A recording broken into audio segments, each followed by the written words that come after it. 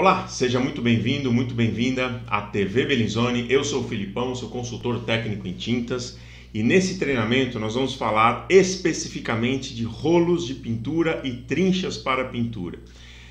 Poxa, Filipão, mas um treinamento só para falar de rolo e trincha? Sim, e não é um treinamento curto, são 4 módulos para a gente falar desse material. Na verdade, eu fiz uma introdução contando um pouco da história dessas ferramentas, como surgiram essas ferramentas, que eu acho que é interessante a gente conhecer de onde vem o surgimento de uma ferramenta tão antiga. Quando a gente fala principalmente de trincha, né, do pincel, é uma ferramenta tão antiga e usada até hoje praticamente das mesmas formas. E o rolo também, né? Quer dizer, ferramentas que existem há muitos e muitos anos e que ainda estão no dia a dia da gente aí. Mas ainda tem muita gente que não sabe usar e tem muita gente também que não conhece as propriedades e as responsabilidades de um rolo e de uma trincha. Tá? Então, se você não é inscrito no canal, se inscreve aí na TV Bellinzoni. A gente tem muito conteúdo, principalmente para os pintores. Todas as quintas-feiras temos conteúdos muito ricos falando sobre pintura, lives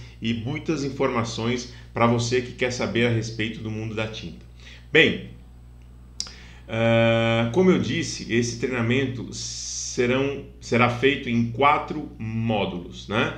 Nós vamos fazer uma introdução nos 2 primeiros módulos e nos 2 últimos nós vamos fazer umas considerações finais a respeito dessas ferramentas. Então, fica ligado aí nessa programação, fica ligado nesse treinamento. Se você perdeu algum treinamento da TV Bellinzoni, entra lá no canal no YouTube, na Bellinzoni TV, e você vai ter acesso a todos os nossos conteúdos, nossas lives, nossas entrevistas, nossos podcasts, nossos treinamentos, enfim, nossos vídeos, tudo que que a gente posta lá diariamente dentro do canal. E para você que é pintor que está assistindo este meu treinamento, ou para você que tem interesse em pintura, todas as quintas-feiras nós temos a Quinta do Pintor, onde nós colocamos conteúdos, treinamentos técnicos, lives com o Val lá da Bahia, e além de vídeos instrutivos e interativos a respeito de tinta e de pintura. Então fica ligado aí em toda a programação da Bellinzoni TV junto com a gente, ok? E se você quiser deixar algum comentário, deixa um comentário, deixa sua curtida aí, que ajuda bastante no canal, ajuda bastante a gente a crescer e levar mais e mais informações para todas as pessoas que estão interessadas em toda a linha Bellinzoni, como também na linha de pintura, no conteúdo de pintura, que é, modéstia à parte, a minha praia. Então vamos lá, gente, vamos começar a falar a respeito de trinchas, né, e rolos, né?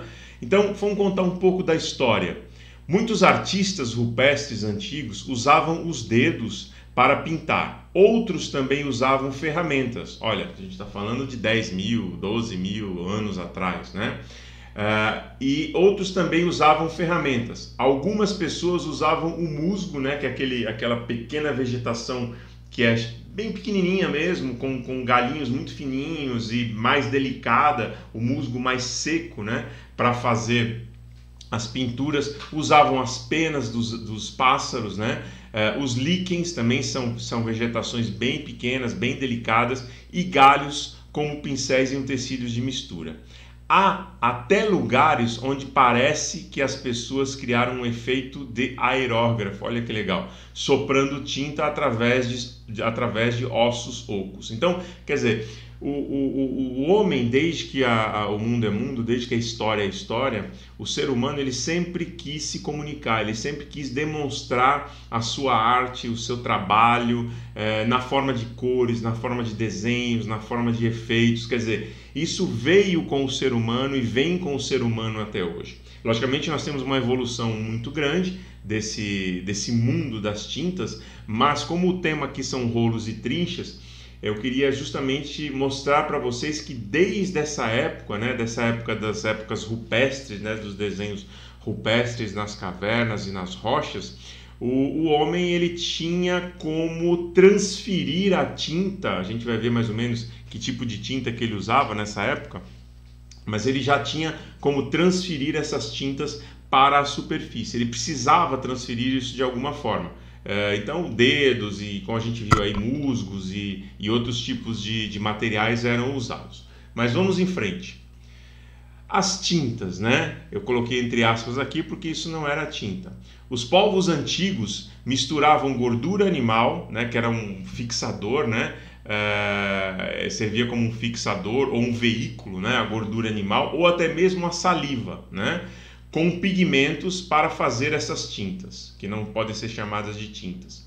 Para fazer tintas pretas, eles usariam carvão como pigmento, né? Então eles já tinham conhecimento do fogo, logicamente, então eles usavam o pigmento preto do carvão, o carbon black, né? do carvão ali, para estar fazendo a cor preta. Para as tintas vermelhas, eles usaram o solo rico em óxido de ferro, que realmente você vê que, para quem nunca viu um solo rico em óxido de ferro, né, que é o metal ferroso ali, é um minério, né, é um pigmento natural, na verdade, ele é um pigmento natural, ele é bem vermelho, ele não é um vermelho vivo, um vermelho sangue, mas é um vermelho mais cor de telha, né, um vermelho mais telhado, vamos dizer assim.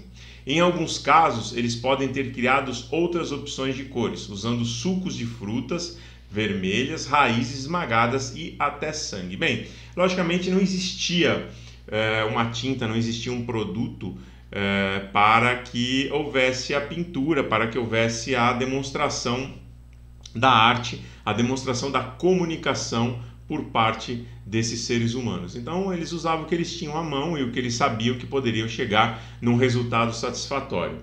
Mas a gente tem que entender, de novo, o treinamento ele é de rolos e trinchas. E o importante é que, mesmo naquela época, eles já buscavam uma ferramenta para aplicar esse produto na superfície, né? Eles já buscavam ali um material que não os dedos, como eu falei anteriormente no vídeo anterior, eles usavam sim os dedos e tal, mas eles buscavam também ferramentas para transferir aquilo da melhor forma, para que houvesse melhor cobertura, melhor precisão na hora da aplicação do produto e assim por diante. Quer dizer, a tinta e a aplicação das tintas já vem aí de muitos e muitos anos, né? E depois, quando a gente fala do surgimento dos rolos, né?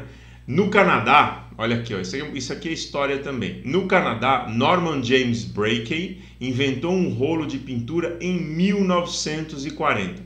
Era mais ou menos como esse que está aqui, ó, como esse que vocês estão vendo aqui ao lado, né? Aqui é o projeto dele, tá? O projeto do rolo, e aqui você tem aí o folder de venda desse rolo. Então, era um rolo que era basicamente um cilindro de madeira envolvido com um tecido felpudo, altamente absorvente, fixado por uma haste de metal e um cabo de madeira.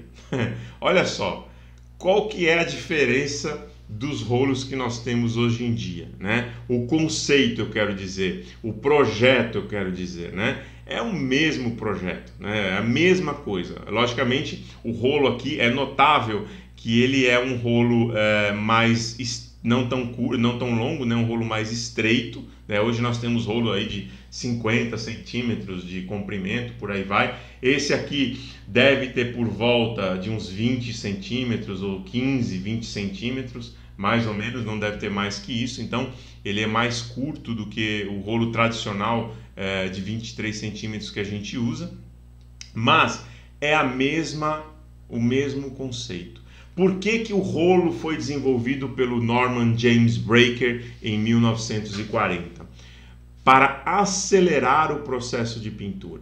Até então, as casas, as edificações, as superfícies, elas eram pintadas com trinchas, com pincéis, né? Eu falei pincel lá atrás, é de maquiagem e de pintar a tela, e eu estou chamando de pincel aqui, mas as trinchas, né? Até hoje, muitos países não utilizam o rolo, né? É engraçado, muitos países na África ainda utilizam as trinchas como ferramenta de aplicação em grandes dimensões, tá? Então são trinchas de 6 polegadas, são trinchas extremamente largas e com pelos, né, com cerdas bem compridas e fartas, e eles ainda continuam utilizando essa ferramenta como ferramenta de pintura em larga dimensão. Mas o rolo veio justamente para acelerar o processo, né? Olha só que legal. A história é que o rolo veio para acelerar o processo de pintura, facilitar a aplicação da tinta por pessoas que não tinham tanta experiência em pintura. Então,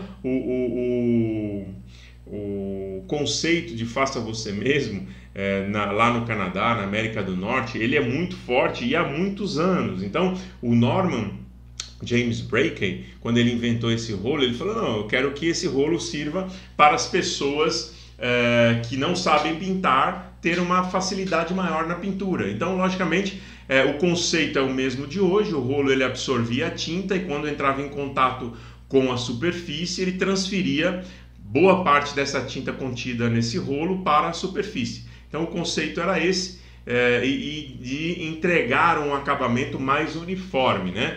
Porém, o Norman James Breakey, ele era uma pessoa que não tinha muito recurso, então a sua empresa não foi muito longe, ele não tinha muita capacidade de produção, ele produziu muito pouco os rolos e acabou que sua ideia ela foi roubada por empresas grandes aí no mercado. Na época existiam já grandes empresas de tinta que roubaram aí roubaram no bom sentido, né? Porque ele não chegou a patentear a ideia do rolo. Então essas empresas elas pegaram essa ideia, reinventaram, refizeram o rolo de uma forma parecida e patentearam, e aí o rolo de pintura ele se pulverizou aí pelo mundo inteiro. Mas olha só, a gente está falando de 1940. Nós estamos em 2022, né? Quase aí 100 anos aí que nós temos um rolo de pintura utilizado para aplicação de tinta. E até hoje não mudou, né? Se você pegar esse rolo que a gente está vendo aqui, ele não tem diferença nenhuma, ou praticamente nenhuma. Eu estou dizendo o conceito, né? Não tem diferença de conceito nenhum para os rolos que nós temos hoje. Ele absorve tinta aqui no tecido e transfere a tinta para a parede. Então o rolo, assim como a trincha, são ferramentas de transferência, né? Então eu costumo dizer que os rolos e as trinchas são ferramentas de transferência de produto, tintas, texturas, vernizes, esmaltes e assim por diante, e são ferramentas de contato. O que isso quer dizer? Quer dizer que a ferramenta entra em contato com o substrato.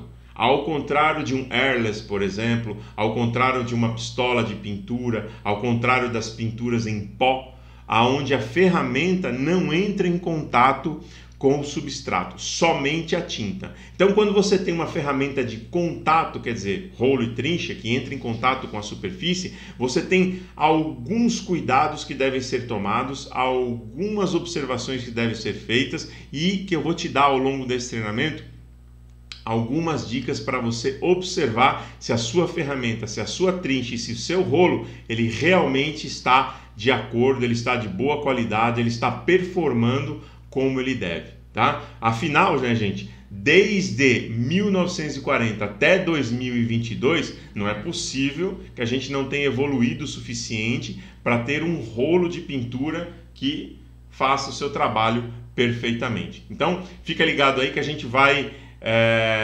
falar sobre todo esse tema, a gente vai falar sobre todo esse assunto e aqui eu finalizo o primeiro módulo do treinamento de rolos e trinchas. Fica ligado no segundo módulo, semana que vem temos o segundo módulo do treinamento de rolos e trinchas. De novo, fica ligado na programação da TV Bellinzone que tem muita coisa boa para te oferecer, ok? E segue a gente aí. Obrigado e até semana que vem com o módulo 2 do treinamento de rolos e trinchas aqui na TV Bellinzone.